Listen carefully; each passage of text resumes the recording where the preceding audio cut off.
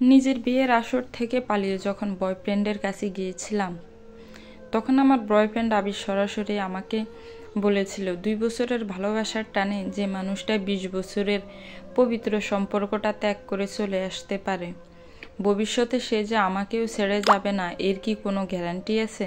নেই। আমি তোমাকে গ্রহণ করতে পারলাম না। তোমাকে গ্রহণ করার মতো অবস্থায় আমি নেই। আমার কাছে আসার আগে একটা বার তোমার ভাবা উচিত ছিল, আমাকে জানানো উচিত ছিল। বাবা মায়ের ভালোবাসার কাছে এসব বয়ফ্রেন্ড গার্লফ্রেন্ডের ভালোবাসা খুব তুচ্ছ। আমি কখনোই নিজের গার্লফ্রেন্ডের জন্য নিজের মা বাবাকে ছেড়ে দিব না, যেমনটা তুমি করেছো। আবিরের এমন কথার জবাবে আমার কি বলা উচিত ছিল আমি বুঝে উঠতে পারছিলাম না। কোনো অপমান বোধও হচ্ছিল না, কারণ আবিরকে আমার দরকার। কেন জানি বিশ্বাসও হচ্ছিল না আবির আমাকে এসব কথা বলছে। কারণ নিজের পরে যদি কাউকে বেশি ভালোবেসে থাকি, তাহলে সে মানুষটা আবির। নিজের থেকেও তাকে বেশি বিশ্বাস করি। সেই বিশ্বাসকে পুঁজি করেই তো নিজের বাবা মায়ের মুখে চুনকালি মেখে বিয়ের আসর থেকে পালিয়ে এসেছি। অনেকক্ষণ চুপ থাকার পর জলভরা চোখে আমি আবিরকে বললাম, আমি তোমাকে অনেকবার ফোন দিয়েছি, তোমার ফোন বন্ধ পেয়েছি। তোমাকে খবর পাঠানোরও চেষ্টা করেছি, কিন্তু পারিনি। তোমাকে ছাড়া থাকতে আমার অনেক কষ্ট হবে। বাবা মায়ের থেকে তোমাকেই আমার বেশি দরকার। কিন্তু আমি তোমাকে এখন আমার কাছে রাখতে পারবো না। আমি তোমাকে কতবার বলেছি আর কয়েকটা দিন ওয়েট করো, নিজেকে একটু গুছিয়ে নেই। ভালো একটা চাকরি হলেই তোমাকে নিয়ে আসবো। কিন্তু তুমি সেই কয়েকটা দিনও অপেক্ষা করতে পারলে না। মেয়ে হয়ে এর থেকে বেশি এর কি করব আমি? কয়টা বিয়ে ভেঙেছি সেটা আমার থেকে তুমিই ভালো জানো। কিন্তু এটা ভাঙা সম্ভব ছিল না, তাই তোমার কাছে চলে এসেছি। তুমি তাড়িয়ে দিলে মৃত্যু ছাড়া আমার কোনো পথ খোলা থাকবে না। ইমোশনাল ব্ল্যাকমেল করবে না। আমি তোমাকে আমার কাছে রেখে আমার ক্যারিয়ারটা নষ্ট করতে পারবো না। আমার জীবনে এখনো অনেক কিছু করার আছে। বাবা মায়ের অধরা স্বপ্নগুলো পূরণ করতে হবে আমাকে। তুমি চলে যাও।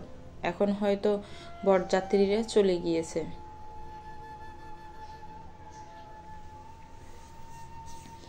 আমার থেকে তোমার কাছে তোমার ক্যারিয়ারটাই বড় হয়ে গেল। অথচ আমি কখনো নিজের কথা ভাবিনি, সবসময় তোমাকে নিয়েই ভেবেছি। এখন বাসায় গেলে বাবা আমাকে মেরেই ফেলবে। তার থেকে ভালো তো তুমি নিজেই আমাকে শেষ করে দাও। তুমি আমার সাথে এমন করবে না কখনো ভাবিনি। তুমি বাসায় যাও, কিছুই হবে না। বাবা মায়ের সন্তানের সব অপরাধী ক্ষমা করে দেয়। তারা সন্তানের উপর বেশি সময় রাগ করে থাকতে পারে না।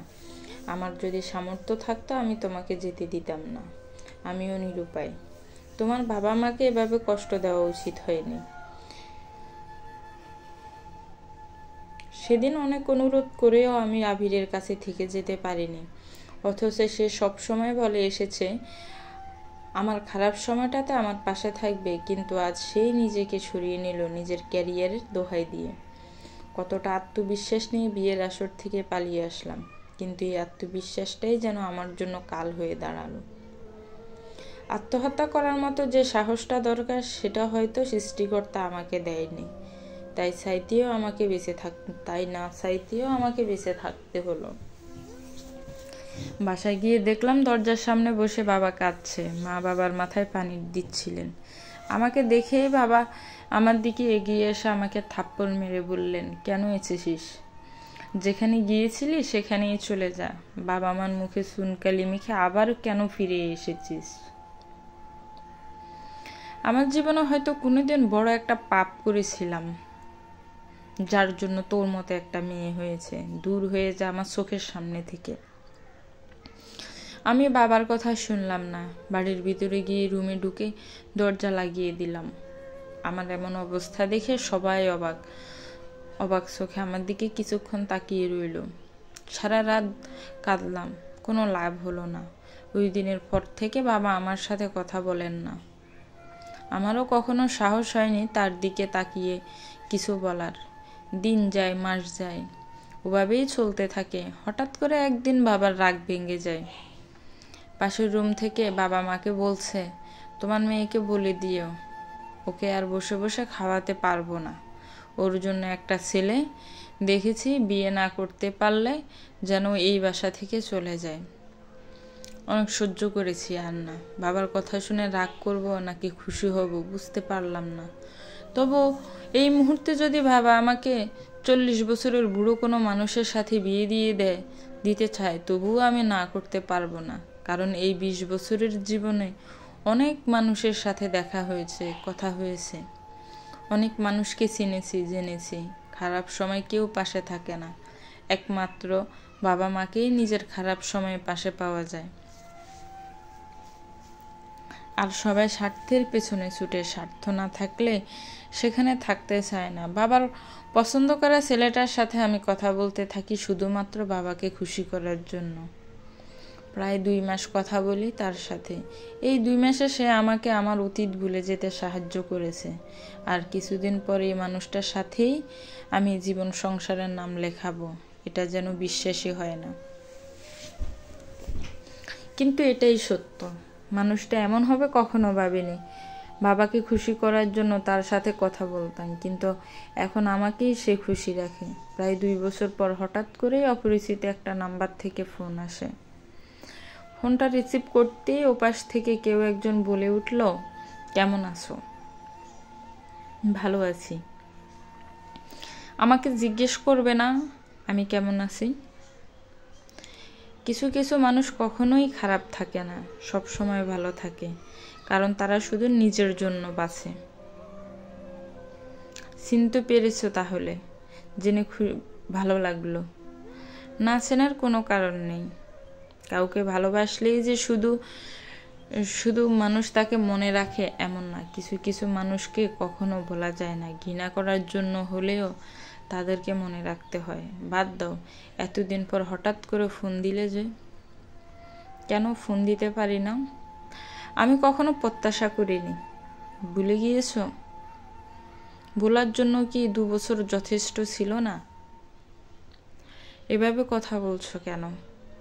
এর থেকে ভালোভাবে কথা বলা উচিত, তুমি কি মনে করো? আমার তখন চাকরি ছিল না, বাড়ি ছিল না, টাকা ছিল না, তোমাকে সুখের রাখার মতো কোনো কিছুই ছিল না। আসলে আমি তোমার কাছে ভালোবাসাতেই সুখী ছিলাম। তোমার বোঝা উচিত ছিল, বাবা মায়ের কাছে সবসময় রাজকন্যা হয়েই ছিলাম। বিলাসবহুলভাবেই কেটেছে আমার জীবন। কাজেই আমি তোমার কাছে এসব সুখ কখনোই চাইনি। তুমি একটা কাপুরুষ, একজন মানুষকে তোমার কাছে রাখার সাহস পাওনি, অথচ তুমি বলতে তুমি তাকে ভালোবাসো। আমি এখনো তোমাকে ভালোবাসি। আমি কি করতে পারি?